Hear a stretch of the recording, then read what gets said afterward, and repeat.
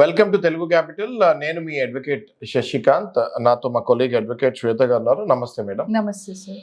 Madam, ఇప్పుడు చాలా మందికి నార్మల్ పీపుల్కి ప్రజలకి కన్ఫ్యూజన్ ఏంటి అంటే ఎఫ్ఐఆర్ అవుతే అరెస్ట్ అయిపోతామా అన్న కన్ఫ్యూజన్ చాలా మందికి ఉందండి.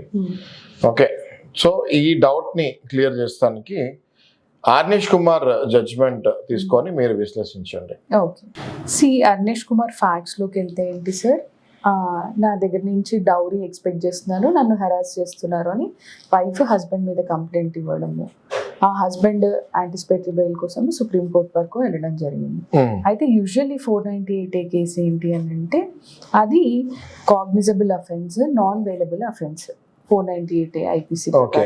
బట్ ఆర్నేష్ కుమార్ జడ్జ్మెంట్కి వచ్చేసరికి కోర్టు ఏమని అనుకుంది అని అంటే మహిళలకి 498A అనేది డౌరీ ప్రొహిబిషన్ యాక్ట్ వీటి అన్నిటిని తీసుకొచ్చిన ఉద్దేశం ఏంటి అంటే అది వీళ్ళని ప్రొటెక్ట్ చేయాలి ఫ్రమ్ సొసైటీ, ఒక కవచం లాగా వీళ్ళు వాడుకోవాలి దీన్ని అని. కానీ ఇన్స్టెడ్ కొంతమంది వైఫ్స్ దీన్ని కత్తిలాగా వాడుకుంటున్నారు హస్బెండ్ని పొడి చేయడానికి అని అభిప్రాయపడింది.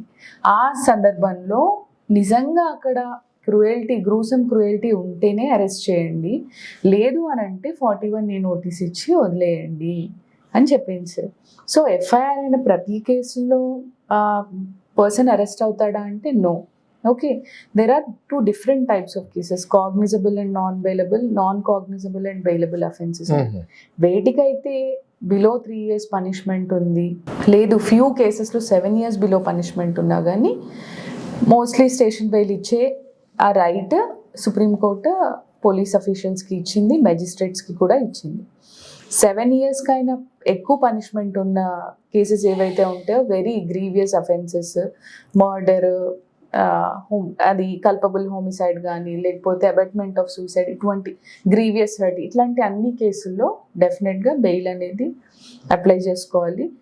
పోలీస్ అఫీషియల్కి వితౌట్ వారెంట్, ఓకే, మెజిస్ట్రేట్ నుంచి ఏ వారెంట్ లేకుండా ఆయనని ఒక పర్సన్ని ఆయన చేసిన తప్పుకి అరెస్ట్ చేసే స్కోప్ డెఫినెట్గా ఉంది.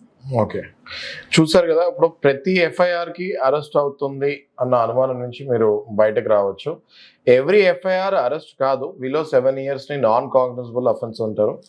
అది స్టేషన్ బెయిలే ఇచ్చి ట్రయల్ కోర్టులో ట్రయల్ జరిగిన తర్వాత మీరు ప్రూవ్ అవుతే అప్పుడు మిమ్మల్ని జైల్లో వేస్తారు, లేకపోతే జైలుకి వెళ్ళే అవసరం ఉండదు. ఇది తెలియక చాలామంది ఏంటంటే ఎఫ్ఐఆర్ అవగానే నేను జైలుకి వెళ్ళిపోతానేమో అని భయపడుతూ ఉంటారు.